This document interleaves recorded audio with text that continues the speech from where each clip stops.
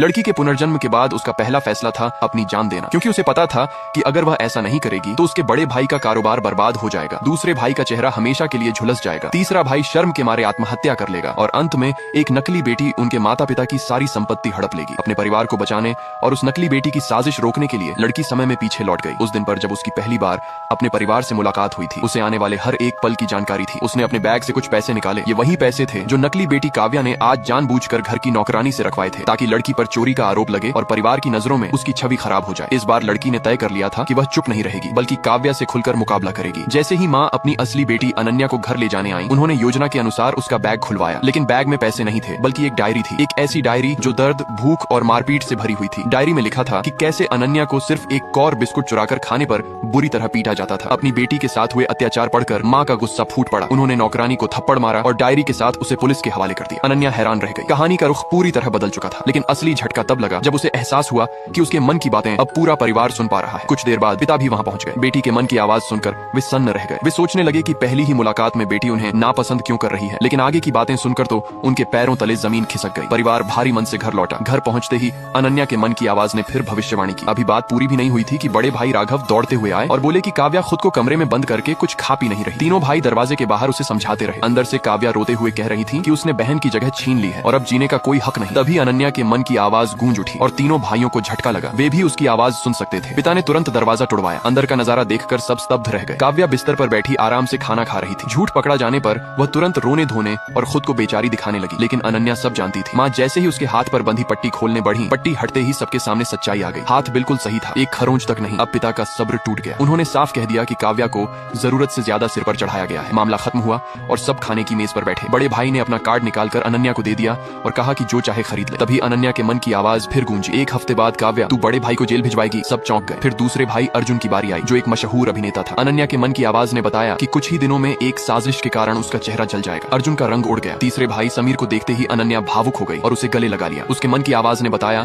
कि वह एक वैज्ञानिक है जिसका रिसर्च डेटा काव्या चुरा लेगी और बदनामी के डर से वह अपनी जान दे देगा। अब पूरे परिवार को यकीन हो गया था। अनन्या सिर्फ बातें नहीं कर रही थी, वह भविष्य जानती थी। अचानक उसके मन की आवाज ने काव्या की अगली चाल बता दी। वह अनन्या को कमरे दिखाने के बहाने दूसरे भाई की सबसे कीमती पेंटिंग नष्ट करने का इल्जाम लगाएगी और ठीक वैसा ही हुआ। काव्या सबको लेकर पेंटिंग रूम पहुंची और रोते हुए अनन्या पर आरोप लगा दिया। लेकिन इस बार परिवार की आंखें खुल चुकी थीं, क्योंकि जो कुछ हो रहा था वह सब पहले ही अनन्या बता चुकी थी। अब सवाल सिर्फ एक था, अगर ये सब न रोका गया तो पूरा परिवार तबाही की ओर चला जाएगा। जब भी माँ अपनी बेटी को गले लगाने की कोशिश करती, बच्ची अपने आप पीछे हट जाती। उसे लगता था कि उसकी बेटी बस थोड़ी शर्मीली है, लेकिन एक दिन उसने संयोग से अपनी बेटी के मन की आवाज सुन ली और समझ गई कि बच्ची सोच रही थी कि क्या उसे बताना चाहिए कि उसकी गोद ली हुई बहन उसे तब मारती है जब माँ यात्राओं पर जाती है। माँ स्तब्ध रह गई। उसने कभी सोचा भी नहीं था कि उसकी बेटी उसकी गैर मौजूदगी में इतना कुछ सहती है। वह उससे पूछ ही रही थी कि फिर उसकी बेटी के मन की आवाज गूंज उठी। पिछले जन्म में भी उसे तब चोट पहुंचाई गई थी जब उसकी माँ यात्रा पर जाती थी। माँ हैरान थी, लेकिन उसका पति झुंझलाकर बोला कि अगर वे अभी नहीं निकले तो उड़ान छूट जाएगी। माँ ने बिना सोचे उसे एक थप्पड़ जड़ दिया। आज वह कहीं नहीं जाने वाली थी। वह पता लगाकर रहेगी कि उसकी बेटी को चोट पहुंचाने की हिम्मत किसने की। 6 साल पहले दोनों बच्चियां अस्पताल में गलती से बदल गई थी और आधा साल पहले ही उसकी असली बेटी वापस मिली थी। तब से उसका पति असली बेटी पर बहुत ध्यान देता दिख रहा था, लेकिन फिर उसकी बेटी क्यों सोचती थी कि उसका पिता उससे प्यार नहीं करता? क्या ये सब सिर्फ दिखावा था? माँ ने खुद को शांत रखा और रोज की तरह बेटी को स्कूल ले जाने की तैयारी की, लेकिन उसका बैग तैयार करते वक्त गोद ली हुई बेटी गुस्से में आई और असली बेटी को जोर से धक्का दे दिया। माँ दौड़कर नीचे आई, लेकिन गोद ली हुई बेटी रोते चिल्लाते अपने कमरे में भागी और झूठा आरोप लगाया कि असली बेटी ने उसे मारा है। असली बेटी लगातार माफी मांग रही थी, लेकिन माँ ने उसे शांत किया। तुमने कुछ गलत नहीं किया, मैं अभी तुम्हारी बहन से बात करती हूँ। माँ सोचती थी कि गोद ली हुई बेटी बस अपनी जगह खोने से डरती है, लेकिन जैसे ही वह कमरे के पास पहुंची उसने उसे गालियां देते सुना। माँ ने मुझे उस निकम्मी हरामजादी की वजह से डांटा और जैसे ही वो फिर यात्रा पर जाएगी मैं उसे अच्छी तरह सबक सिखाऊंगी। माँ समझ गई, जिस बेटी को उसने सबसे ज्यादा प्यार और अहमियत दी वही भीतर से इतनी क्रूर और बुरी थी। तभी असली बेटी दौड़कर आई और बोली कि वह स्कूल नहीं जाना चाहती। कारण पूछने पर माँ ने उसके मन में सुना, बहन बहुत गुस्से में है और स्कूल पहुँचते ही उसे सजा देगी। माँ का खून खौल उठा। असली बेटी वापस मिलने पर उसने फैसला किया था कि वह गोद ली हुई बच्ची को घर से नहीं निकालेगी, क्योंकि उन्होंने सालों साथ बिताए थे, लेकिन उसे अंदाजा नहीं था कि लड़की उसकी भलमनसाहत का यूं फायदा उठाएगी। गुस्से में उसने नैनी को बुलाया और कमरे का दरवाजा लात मारकर खोल दिया। गोद ली हुई बच्ची माँ को इतना गुस्से में देख डर गई। माँ ने नैनी को आदेश दिया कि बच्ची को अनाथालय ले जाए, लेकिन नैनी ने मना कर दिया और उसे ही निर्दयी कहने लगी। कहती कि गोद ली हुई बेटी समझदार है और असली बेटी तो किसी डरपोक गाँव की लड़की जैसी है। माँ ने बिना बोले उसे जोर का थप्पड़ मारा। वह बोली, या तो तुम इसे अनाथालय ले जाओ या खुद भी इसके साथ निकल जाओ। लेकिन नैनी हंस पड़ी। मुझे आपके पति ने रखा है, आप मुझे निकाल नहीं सकती। माँ हंस दी। अब उसे समझ आया कि नैनी इतनी हिम्मत क्यों दिखाती है। उसे पति का सहारा था, वह बहुत नरम पड़ गई थी, इसलिए सब भूल गए थे कि इस घर की असली मालकिन कौन है। उसने अपने गार्डों को बुलाया और नैनी को घर से निकाल देने का आदेश दिया। उसने कसम खाई अब कोई उसकी बेटी को चोट नहीं पहुंचाएगा। जब वह बेटी को स्कूल लेकर पहुंची तो प्रिंसिपल ने कहा कि बच्ची का नाम स्कूल में दर्ज ही नहीं है। माँ चौंक गई क्योंकि उसने पति को दोनों बच्चियों का दाखिला करवाने को कहा था। उसने तो स्कूल को उपहार में अपनी 20% शेयर भी दे दी थी, लेकिन प्रिंसिपल ने घमंड से कहा कि उसे शेयरों के बारे में पता है और वे सिर्फ गोद ली हुई बेटी के लिए हैं। उसने अपमानित लहजे में कहा कि एक साधारण गृहिणी को अपनी नाजायज बेटी के लिए हिस्सेदारी के सपने नहीं देखने चाहिए। माँ ने तुरंत उसे थप्पड़ मारा। ये स्कूल उसने अपनी बेटी के लिए बनवाया था और वह किसी को उसे नीचा दिखाने नहीं देगी। लड़की ने बस हाथ बढ़ाकर उस घोड़ी को छुआ जो रेस में उतरने वाली थी, पर उसी पल उसे एहसास हुआ कि घोड़ी गर्भवती है। ये सुनते ही तीसरे अंकल का चेहरा उतर गया क्योंकि उन्होंने सारा धन उसी पर दांव पर लगाया था। अगर वो नहीं दौड़ी तो सब खत्म था। डॉक्टर बुलाया गया और पुष्टि हुई कि घोड़ी सच में गर्भवती है। असल में ये उनके दुश्मनों की चाल थी। चाल खुलने पर भी वे हंसते हुए बोले, घोड़ा तो तुमने ही खरीदा था, अब देखना कि रेस के बाद पैसे कैसे दोगे। अंकल को परेशान देखकर लड़की बोली, अगर घोड़ी गर्भवती है तो भी मैं उसे जीतवा दूंगी। इतना कहकर उसने अपना नहाने का पानी घोड़ी को पिला दिया। असल में वो कोई साधारण लड़की नहीं थी, बल्कि चांगबाई पहाड़ की 1000 साल पुरानी पर्वत देवी थी। 10 साल पहले उसने गलती से जहरीले मशरूम खा लिए थे, तभी उसकी मुलाकात महान सेनापति से हुई थी। उस समय शहर में भयंकर बर्फबारी हो रही थी और सेनापति ने देवी से प्रार्थना की थी कि उसकी जान लेकर लोगों को बचा ले। उसकी सच्चाई से प्रभावित होकर देवी ने अपनी 1000 साल की तपस्या से बना जिनसेंग फल उसे दे दिया। फल से लोगों की जान बच गई, मगर देवी की सारी शक्ति खत्म हो गई और वो 5 साल की बच्ची बनकर रह गई। गुरु ने कहा था, चेतना खोने से पहले अपनी अधूरी कहानी पूरी कर फल वापस लाना। देवी नीचे उतरी पर उसे दूसरे साहब ने पकड़ लिया। सेनापति लापता था और उसका बड़ा बेटा बीमार था। दूसरे बेटे ने वही जिनसेंग फल दिखाकर देवी को फंसाने की कोशिश की। पकड़ी गई देवी डरकर असली जिनसेंग की जड़ में बदल गई, जिसे वे लोग दवा बनाने के लिए घर ले आए। मौका मिलते ही वो भाग निकली, लेकिन रास्ते में उसने बिस्तर पर पड़े एक कमांडर को देखा जो हूबहू उसके पुराने रक्षक सेनापति जैसा दिखता था। वह समझी कि वही उसका पुराना रक्षक है और उसकी जान बचाने के लिए खुद को जिनसेंग शराब में बदलकर उसे पिला दिया। शराब पीते ही कमांडर के घाव मिट गए और वह होश में आ गया। तभी कनिन परिवार का बेटा बंदूक लेकर धमकाने आया, मगर कमांडर ने उसे बाहर फेंक दिया। सबको पता चला कि लड़की ने जिनसेंग शराब से उसकी जान बचाई है, तो उन्होंने उसे अपनी बेटी बना लिया। बाद में लड़की को मालूम हुआ कि कमांडर दरअसल उसके पुराने रक्षक का बेटा है। अब वो पहाड़ नहीं लौट सकती थी, इसलिए उसी घर में रहने लगी। कुछ समय बाद जब सबको पता चला कि वही बच्ची कभी ककिन परिवार ने अपशकुनी कहकर निकाली थी, तब भी उन्होंने उसे अपनाया। अगले दिन जब वो घोड़े से बातें कर रही थी, तीसरे साहब ने उसे साथ चलने को कहा। उसने उनके शरीर पर काली छाया देखी और उनके साथ गई। मैदान पहुंचते ही उसने घोड़ी को छूकर जान लिया कि वो गर्भवती है और ये सब किन परिवार की साजिश है। उन्होंने फिर उसे अपशकुनी कहा, मगर इस बार लड़की ने जादू से पक्षियों को बुलाया और उन्हें सबक सिखाया। तभी कमांडर वहाँ आकर गरजा, कौन मेरी बेटी पर हाथ उठाएगा। सब चुप हो गए। रेस शुरू हुई तो लड़की ने विश्वास से कहा, घोड़ी जीतेगी। कमांडर ने उस पर भरोसा कर सब कुछ दांव पर लगा दिया। सब हंसे, मगर आखिरी पल में गर्भवती घोड़ी बिजली की तरह दौड़ी और जीत गई। सबके होश उड़ गए और किन परिवार का चेहरा देखने लायक था।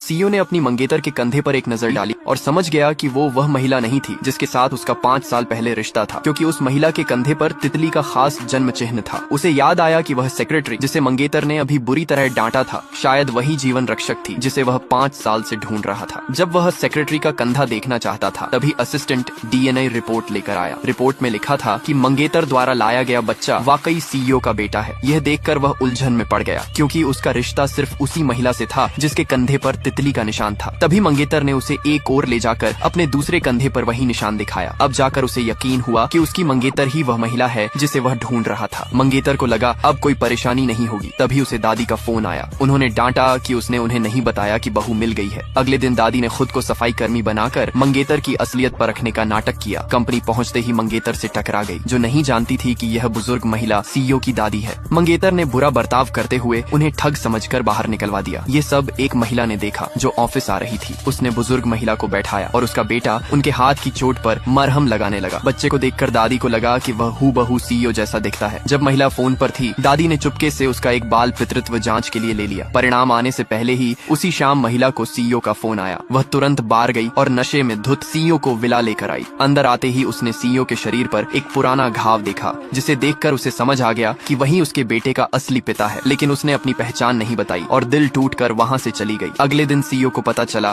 कि उसी महिला ने उसकी दादी की मदद की थी। उसने शुक्रिया अदा करने के लिए उसके बेटे का स्कूल में दाखिला करवाया और दादी की ओर से जन्मदिन समारोह का निमंत्रण दिया। महिला के पास पहनने लायक ड्रेस नहीं तो सीईओ उसे एक महंगे बुटीक में ले गया। जब वह ड्रेस बदल रही थी, उसका बेटा ठीक सीईओ की तरह बर्ताव कर रहा था। यहाँ तक कि दुकानदार ने भी कहा कि दोनों बिल्कुल पिता पुत्र लगते हैं। महिला ने कई ड्रेस आजमाई, लेकिन सीईओ ने एक शानदार गाउन पसंद करके तुरंत भुगतान कर दिया। जब कीमत $2800 दिखी तो महिला हैरान रह गई। उसने सोचा शायद यह उन वर्षों की भरपाई है जो उसने और उसके बेटे ने अकेले गुजारे। पार्टी में महिला की एंट्री बहुत शानदार थी। सब उसकी खूबसूरती देखकर दंग रह गए, जो मंगेतर से भी ज्यादा लग रही थी। मंगेतर ने गुस्से में उसे नीच और पागल कहकर अपमानित किया। उसने कहा महिला ने ड्रेस किराए पर लिया ताकि मुफ्त खाना पीना कर सके। तभी बेटे ने कहा कि ड्रेस सीईओ ने खरीदी है। ये सुनकर मंगेतर जलने लगी और सोचा महिला उसके और सीईओ के बीच फूट डालना चाहती है। उसने तुरंत सिक्योरिटी को महिला को बाहर निकालने का आदेश दिया। महिला ने समझाया कि उसे सीईओ की दादी ने बुलाया है, लेकिन मंगेतर ने यकीन नहीं किया। उसने तो खुद भी कभी दादी को नहीं देखा था। अचानक दादी वहां आ गईं और सबको डांटते हुए कहा कि उन्होंने उसकी बहू को परेशान करने की हिम्मत कैसे की। मंगेतर ने उन्हें कंपनी की सफाई कर्मी समझा। उसने महिला पर आरोप लगाया कि वह अपने बेटे के साथ उस बूढ़ी औरत को भी मुफ्त खाने के लिए ले आई है। महिला ने बताया कि ये सीईओ की दादी हैं और आज की पार्टी उन्हीं के सम्मान में है। मंगेतर हंसी और बोली कि सीईओ की दादी कोई खास हस्ती हैं, उनके साथ तो बॉडीगार्ड होते। ये महिला तो एक साधारण सफाई कर्मी लगती है। महिला ने बार बार समझाया। एक मूर्ख को गलती से एक जादुई मोती मिल गया, उसने बस उसे एक बार चाटा। उसे हैरानी हुई, इससे न सिर्फ उसकी मूर्खता ठीक हो गई, बल्कि उसे सभी चीजों की असली कीमत देखने की शक्ति भी मिल गई। फिर भी उस आदमी ने उस मूल्यांकक से बदला लेने के लिए मूर्ख होने का नाटक करना जारी रखा, जो हमेशा उसे परेशान करता था। एक दिन जब मूल्यांकक एंटीक सामान ले जा रहा था तो उस आदमी ने जानबूझकर उसे गिरा दिया। एंटीक सामान तुरंत टुकड़ों में टूट गया। विशेषज्ञ का दिल टूट गया। एक अनमोल कलाकृति ऐसे ही नष्ट हो गई। लेकिन उस आदमी ने जल्दी से टुकड़े उठाए और उन्हें कुछ चाय में डाल दिया। फिर उसने चाय पी और कहा कि इसका स्वाद मीठा है। विशेषज्ञ ने टुकड़ों को जांचने के लिए उठाया और यह देखकर हैरान रह गया कि निशान गायब हो गए थे। तभी उन्हें एहसास हुआ कि यह नकली था। दुकान का मालिक हैरान था, क्योंकि उसने इसे खुद एक असली एंटीक के तौर पर खरीदा था।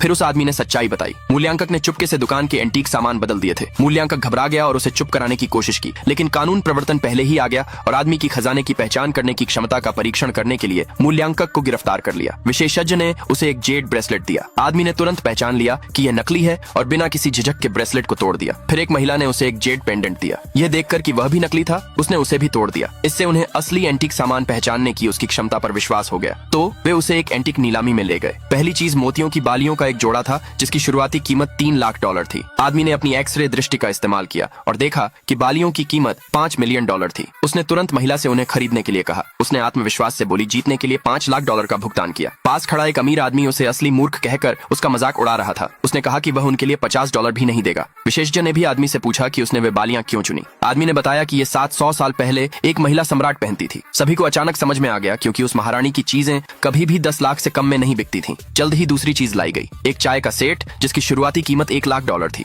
लेकिन अजीब बात यह थी कि सभी को लगा कि यह एक प्रतिकृति है। हालांकि आदमी ने तुरंत देखा कि इसकी कीमत कम से कम 300 मिलियन थी। उसने एक बार फिर उस औरत से उसे खरीदने के लिए कहा। भीड़ उस पर हंसने लगी, ये कहते हुए कि उसे हर बार किस्मत का साथ नहीं मिल सकता। जब चाय का सेट उसके सामने रखा गया तो उस आदमी ने एक हथौड़ा उठाया और चाय के सेट के हर टुकड़े पर टैप किया। वह जो कर रहा था उससे सब हैरान थे। उन्हें लगा कि वह बस नाटक कर रहा है, लेकिन अगले ही पल चाय का सेट सुनहरी रोशनी से चमकने लगा। फिर वह एक सुनहरे चाय के सेट में बदल गया। एक्सपर्ट ने तुरंत पहचान लिया कि यह 2000 साल पहले सम्राटों द्वारा इस्तेमाल की जाने वाली एक शाही चीज थी। सच में एक अनमोल खजाना। अगले भाग के लिए जल्दी कमेंट में यस लिखे।